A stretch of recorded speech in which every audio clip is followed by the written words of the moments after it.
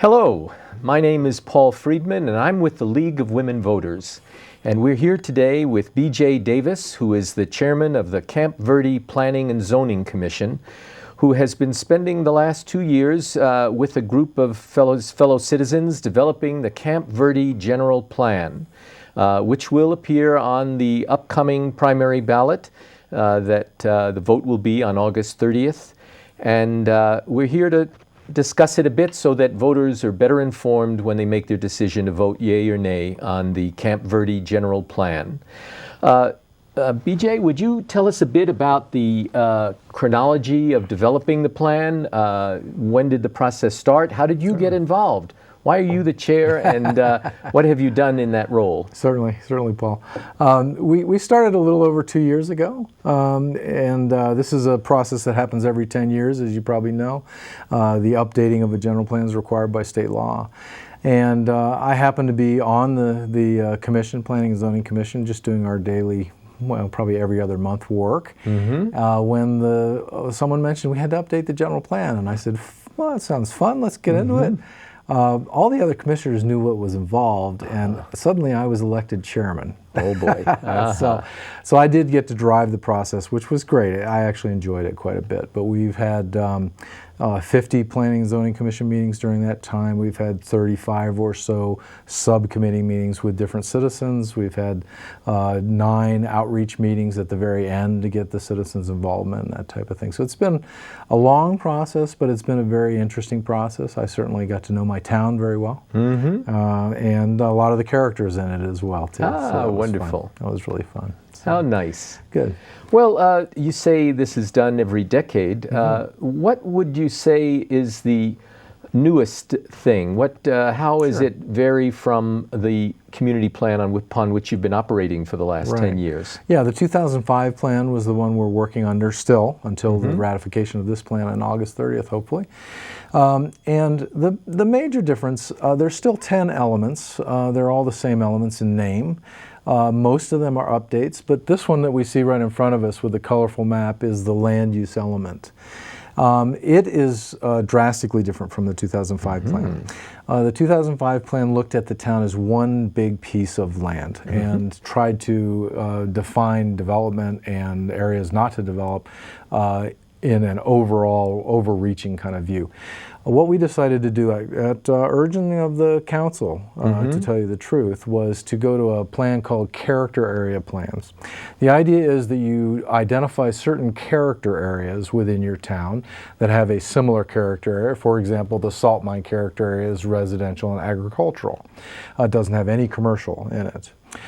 So we identified 10 different areas in town that we could actually handle as smaller pieces, where the actual residents would be able to say, I would like to keep it agriculture and residential and not have commercial in this area. So it worked actually very well in terms of really breaking your town up into what is currently commercial versus residential and what may want to become commercial. For example, the 260 corridor up here, where 260 heads off towards Cottonwood, is going to be developed by ADOT very soon. We saw that as a great opportunity to increase our commercial land. It is already zoned commercial, but we want to make sure that that's an area that really gets developed well in a real conscientious manner to help the town's economic development. Yes, really. So. Well, let me ask you. If I were when I would vote on this, I would be thinking about it as a resident of Camp Verde as a whole, and also as a resident of one of the character areas. Exactly. So, could you speak to me as a resident of each of these character areas? There will be people watching this video, I hope, from each of those areas, and they'll want to know. How did you, what are your thoughts about their own area? Great. So maybe you could go through them one by one and say what in general you have in mind for that area. Okay. And please understand, I hope I'm speaking for the whole commission and all the public that has input here. Yes. Let's start down on the southeast here. The Clear Creek character area is the blue. Has a high group of relatively dense residential area, but then a lot of forest land and open space as well.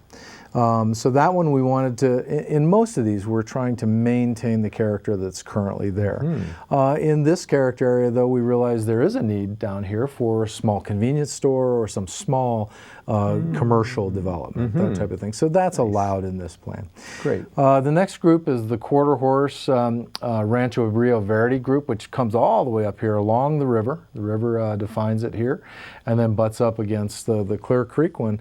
A little bit bigger lots, a lot of horse properties, a lot of agricultural land down there, and that's exactly what we want it to maintain. Really a thread through this whole thing from the residents that we heard from was that things are pretty good the way they are. We do need some economic development, but the area I live in, I'd like to maintain that character, right? Yes. Which was very interesting. Yes. So Salt Mine, again, is split by the river, again, Verde River here. The White Bridge is right here.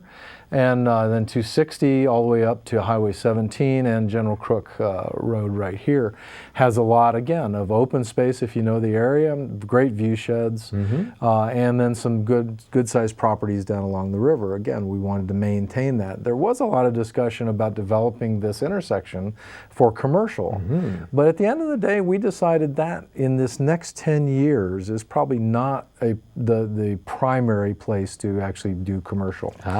We really felt it was more important to actually develop the 260 corridor. Yes. So if we jump over to that one, you can see in the purple that runs on both sides of the 260 highway, runs on along the different thing, and really is mostly commercial, and the idea would be mixed use as well, where we might have multifamily projects. Out of Africa is up here, and they're interested in doing some interesting developments with potentially some multifamily things and that type of stuff. So this would be a real creative area, big properties, very big, you know, hundreds of acres size properties, so you can do a lot of creative things there. We would expect most of that might be developed under a PUD process, a planned unit development, where you have a lot of freedom. It takes a little bit longer time to develop a PUD, but also gives you some flexibility.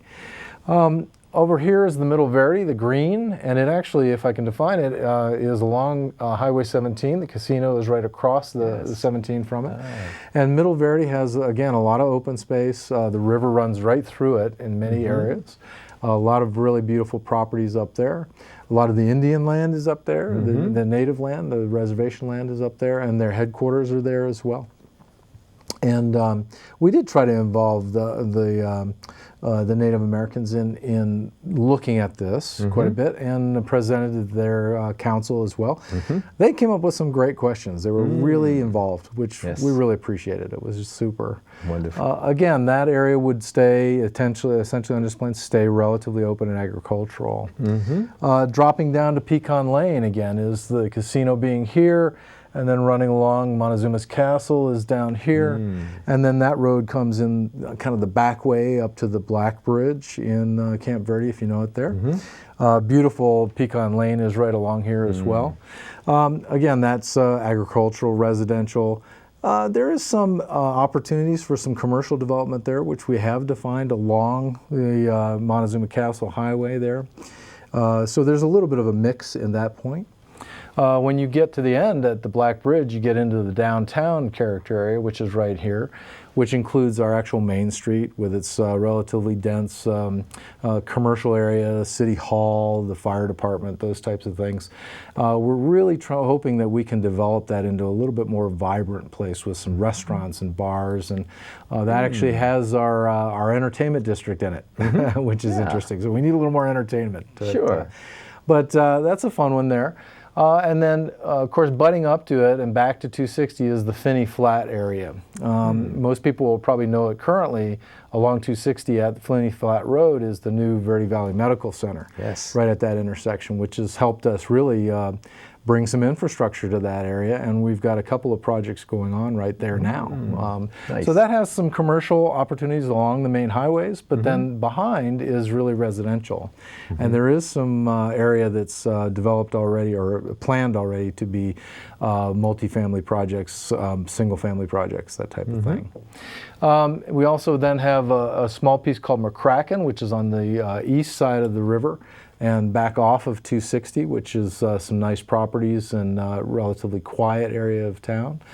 We have 260 East, which we defined as probably the very last one, which has a mixture of some industrial right in here that currently exists. The town park land that we own is right there, which will hopefully be developed soon into a nice park for the residents, that type of thing. And then we have some open land. One of the things we found is looking at this, as I think I mentioned to you earlier, is we have 47 square acres, square miles of actual area. Much of it is Forest Service or state land. Yes. So that would need to be traded for before we can actually develop it. So there is a lot of open space that will retain open space. One of the things throughout we tried to maintain were some of the beautiful view sheds. Looking north to Flagstaff, over 260 here is a beautiful view shed coming down into the Verde Valley on 17 is another beautiful view. So we tried to maintain a lot of that. So I hope the citizens, when they get a chance to look at it, and you can go to the town campverdeaz.gov website is right there. And you can compare the 205 plan to the current proposed plan as well at that point. But I hope they'll see a good combination of maintaining the beautiful things we have in Camp Verde right now, the river and the views and that type of thing, the open areas, with developing for some real commercial development to create jobs, create opportunities and housing opportunities as well. So that's long-winded. No, that was wonderful. That's very helpful.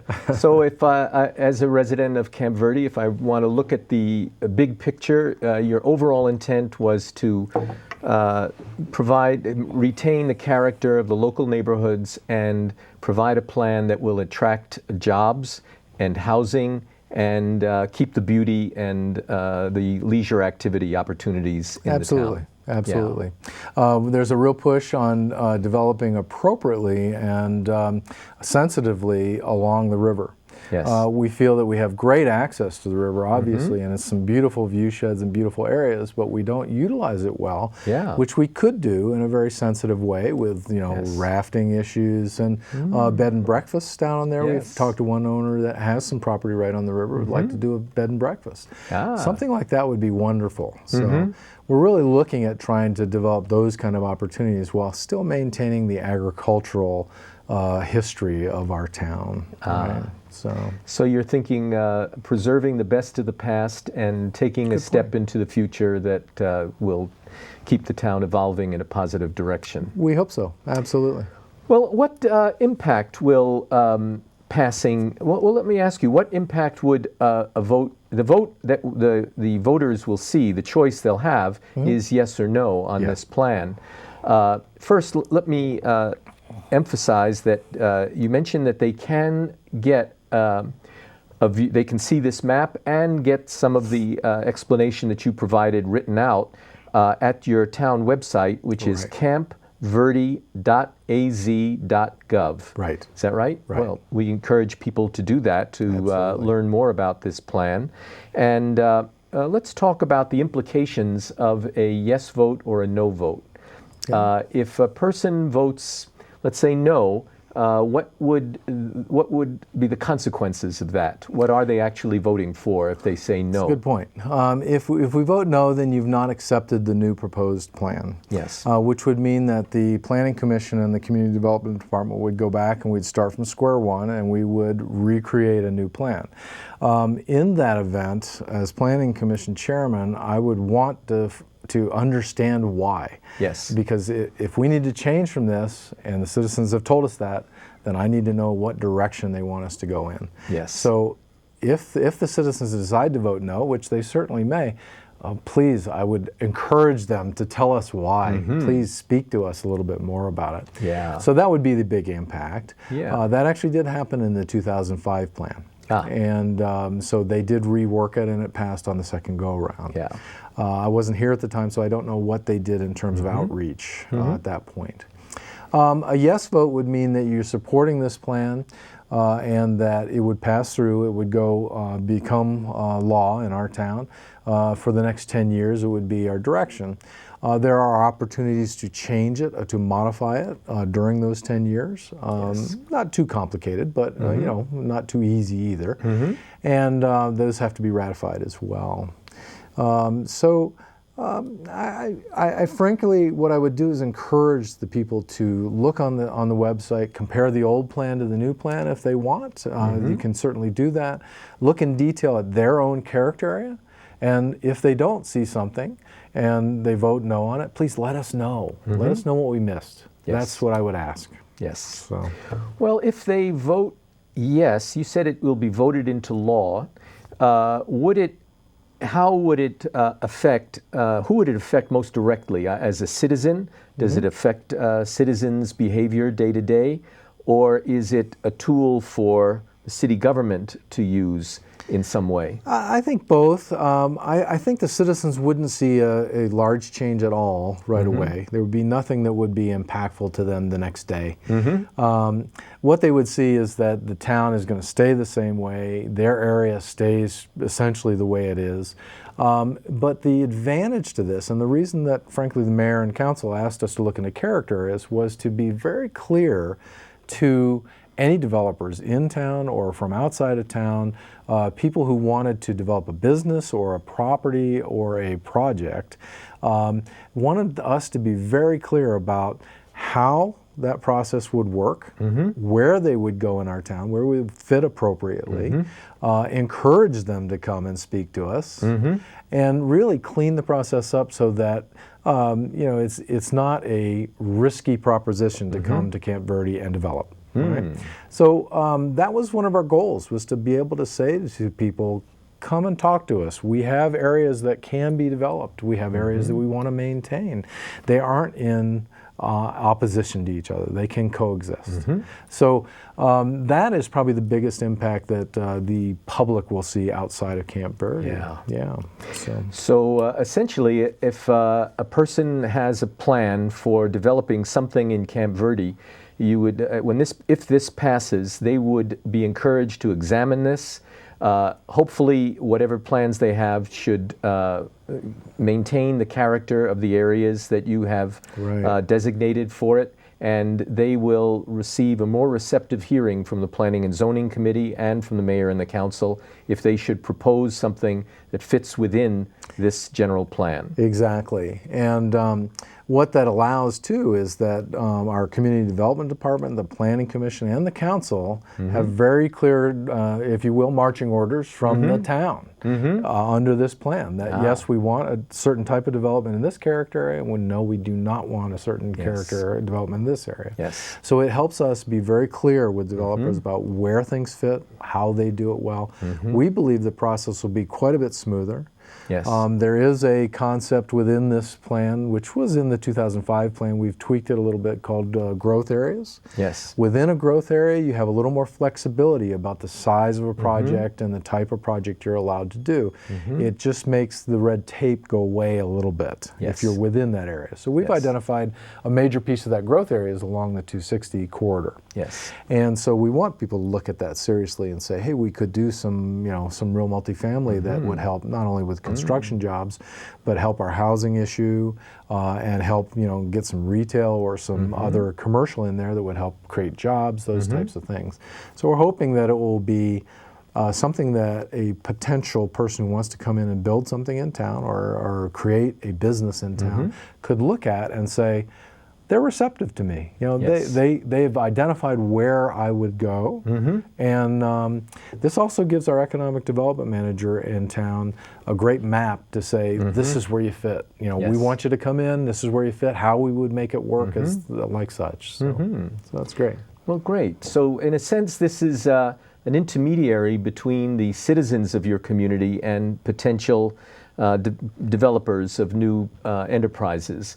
You have spent the last 2 years listening to the people in your community. You've tried to integrate their input into this plan, and this plan will then be a spokesperson for them to people considering new possibilities for Camp Verde. Absolutely. So people should read the plan and say, did you hear them well? Did you get what they tried to say? And is this essentially how they would like to see the town to develop in the next 10 years? Exactly. And if they don't have time to read the whole plan, it's probably 250 pages long. It does take a while to get through. I would encourage them to look at their specific character, the one they live in. Yes. Absolutely look at that. It's relatively simple. It's got a map. It's got a chart that literally says, here's what we're suggesting should be developed there and what shouldn't. And then look at a couple other areas. Look at the downtown area, the Finney Flat area, and the 260 area, where we're saying that is where most of the development might happen. Yeah. See if you agree with that. That's what I would ask them to do. Those elements, right? Now there are other elements in the plan as well that cover things like circulation, transportation, open space, environmental planning, cost of development, water resources, history and culture, housing. If anyone has a passion about those things, please take a look at those as well. You know, hopefully they'll see that we did listen, and we do have a plan for where Camp Verde is going in the next 10 years. Wonderful, wonderful. Well, thank you. I think the purpose of our conversation was to clarify the nature, the important features of the general plan, so that people can make an informed decision on August 30th, or before then, if they do by mail early balloting. By the way, the opportunity for early ballots will begin within a week or so. Early ballots will start being mailed out on August 3rd, and when you receive it, please keep this conversation in mind when you make your choice regarding the Camp Verde General Plan. And be sure to get your vote in, to be sure that you're registered. You can register, by the way, online at servicearizona.com. servicearizona.com. You can review this plan in more detail at campverde.az.gov. And thank you very much, B.J. Davis, Chairman of the Camp Verde Planning and Zoning Committee. I'm sure that you'll be very interested in the outcome of this election, and you'll be happy to continue your dialogue with Camp Verde residents in the years ahead. Absolutely. Wonderful. Thank you, Paul.